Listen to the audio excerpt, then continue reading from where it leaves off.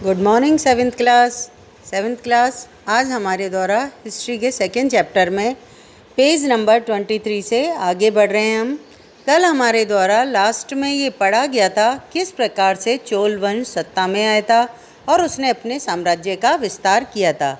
उसके प्रमुख शासकों के अंतर्गत आपके विजयालय, दूसरे नंबर पर जिसने साम्राज्य का विस्तार किया था राजराज, और राजराज का पुत्र राजेंद्र प्रथम रहा था, जिसने न केवल उसकी सीमाओं का विस्तार किया था बल्कि उस चोल वंश को समृद्धशाली बनाने के लिए साथ साथ और कई ऐसे निर्माण किए थे जिनके कारण इतिहास उनको याद रखता है।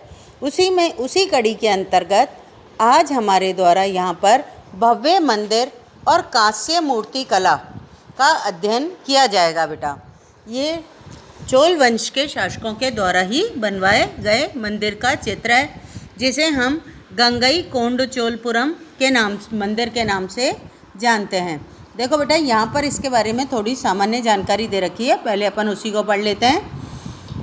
गंगईकोंडचोलपुरम का मंदिर छत जिस तरह से क्रमशः पतली होती गई है, मतलब जैसे ना एक गुंबद सा बनता जाता है ना, ऊपर जाकर तिकोना और नीचे चौड़ा, उस तरह से छत जिस तरह से क्रमशः पतली होती गई है उस पर गौर करें।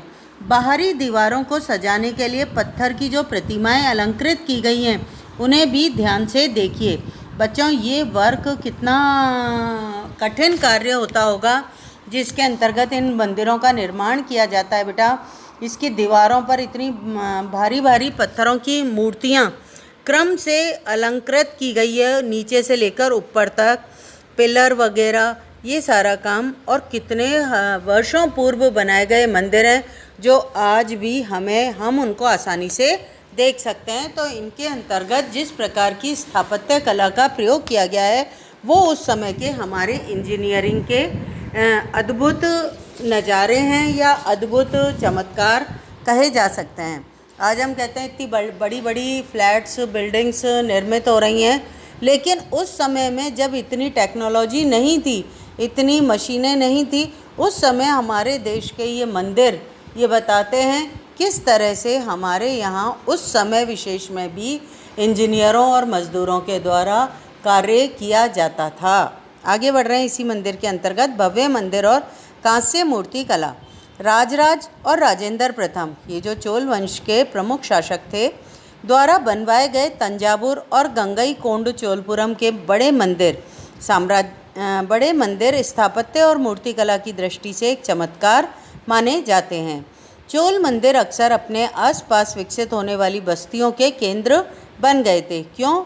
देखो, ये जो मंदिर जहाँ निर्मित होते थे वहाँ आसपास की जो बस्तियाँ थी उसके ये केंद्र बन गए थे। कैसे बन गए थे? क्योंकि दूर दूर से टूरिज़्म पर लोग इन मंदिरों में दर्शन के लिए आते थे, तो जिस क्षेत्र से आते थे वहाँ से व्यापारिक क्रियाएं संपादित होने लग गई। तो ऐसी बहुत सारी चीज़ें थी जिसके कारण ये केंद्र बन गए थे। हम आगे बढ़ते हैं इसमें। ये शिल्प उत्पादन के केंद्र भी थे।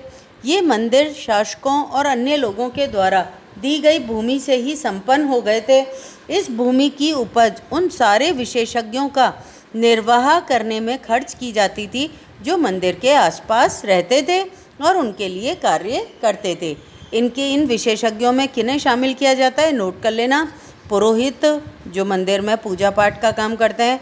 मालाकार, जो मंदिर के लिए मालाओं का निर्माण करते हैं। बाबरची, जो भगवान के भोजन का प्रबंध करते हैं। मेहतर, जो साफ सफाई का प्रबंध करते हैं। संगीतकार, भगवान की भजन, संध्या और इससे संबंधित जो कला होती थी, संगीत, उसके संदर्भ में जिन विशेषज्ञों को रखा गया था। नर्तक, ये सारी चीज़ें बहुत तेज़ी से मंदिर के आसपास डेवलप होती थी और इन लोगों का सारा खर्चा जो होता था शासक वर्ग और मंदिर स्वयं उठाता था। शासकों के द्वारा दिए गए दान उपहार के कारण ये मंदिर बहुत अधिक भव्य बन चुके थे। बच्चों, यहाँ पर आगे बढ़ते हैं हम। दूसरे शब्दों में मंदिर सिर्फ पूजा आराधना के ही स्थान नहीं थे, बल्कि वे आर्थिक, सामाजिक और सांस्कृतिक जीवन के केंद्र भी हो गए थे। क्योंकि आज देखो, कोई भी दूर देश से व्यक्ति आता है दर्शन करने के लिए, तो वो खाना भी खाएगा, ठहरने के लिए स्थान भी चाहिए उसको, हैं 2 4 5 दिन 10 दिन वो यदि रुकता है तो उसके लिए सारा प्रबंध करना पड़ता है। तो आर्थिक क्रियाएं, सामाजिक क्रियाएं और सांस्कृतिक जीवन, जो व्यक्ति जिस क्षेत्र से आता है वहाँ की भाषा, वहाँ का रहन सहन, पहनावा, संस्कृति साथ में लेकर आता है। तो ये एक तरह से मंदिर ना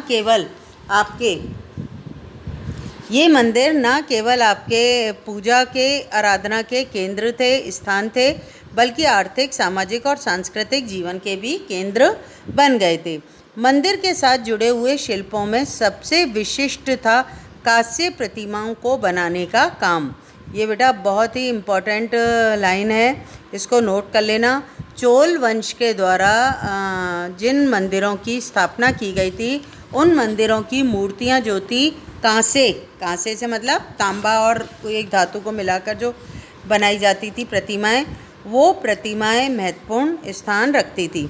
चोल कांस्य प्रतिमाएं संसार की सबसे उत्कृष्ट कांस्य प्रतिमाओं में गिनी जाती है। देखो सामने आपके एक चित्र भी बना हुआ है, इसमें एक देवी का चित्र बताया गया है और इस चित्र के अंतर्गत ये जो मूर्ति बनी हुई है बेटा, ये कांसे की बनी हुई है। कांसा एक धातु है और इसकी बनी हुई प्रतिमा में कितनी गहराई का कार्य आपको दिखाई दे रहा होगा, कितनी बड़ी मूर्ति दिखाई दे रही है ये।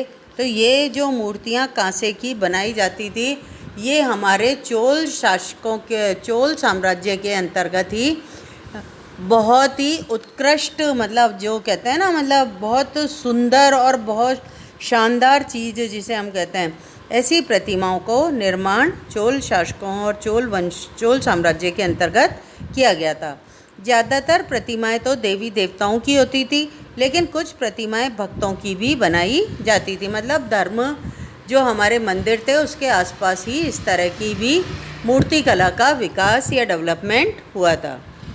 आगे बढ़ते हैं हम इसी चैप्टर के अंतर्गत, कृषि और विकास। यहाँ भी चोल वंश के संदर्भ में ही दिया गया मैटर है बेटा आपके।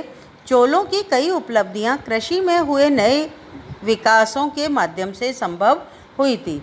अब इसमें पढ़ते हैं क्या दे रखा है इसमें। मानचित्र 2 को देखिए। मानचित्र 2 आपके पहले जा चुका है बेटा, वहाँ पर अपन यदि देखते हैं, देखो यहाँ पर आपके, आप इस मैप को देखते हैं तो चोल वंश आपको दिखाई दे रहा है बेटा। चोल वंश के अंतर्गत ये जो मैप दे रखा है, इसके बारे में कुछ जानकारी आपको दे रखी है। चोलों की कई उपलब्धियां कृषि में हुए नए विकासों के माध्यम से संभव है। यहाँ पर मानचित्र 2 को ध्यान से देखिए। गौर कीजिए कि कावेरी नदी बंगाल की खाड़ी में गिरने से पहले कई छोटी छोटी शाखाओं में विभक्त हो जाती है। आपको नर्मदा नदी दिखाई दे रही है, कावेरी नदी दिखाई दे रही है बेटा। कावेरी नदी बंगाल की खाड़ी में गिरने से पहले, ये देखो यहाँ पर उरेयूर, तंजावुर, गंगईकोड, चोलपुरम दिखाई दे रहा है। कई शाखाओं में विभक्त दिखाई दे रही है ये नदी अपने बंगाल की खाड़ी में गिरने से पहले। तो ये चीज़ को ही ये बता रहे हैं, खाड़ी में मिलने से पहले कई छोटी छोटी शाखाओं में बढ़ जाती है। ये शाखाएं बार बार पानी उलीसती हैं। देखो बेटा अपन फिर से अपने उसी टॉपिक पर चलते हैं जहाँ पर ये दिया हुआ मैटर है आपके।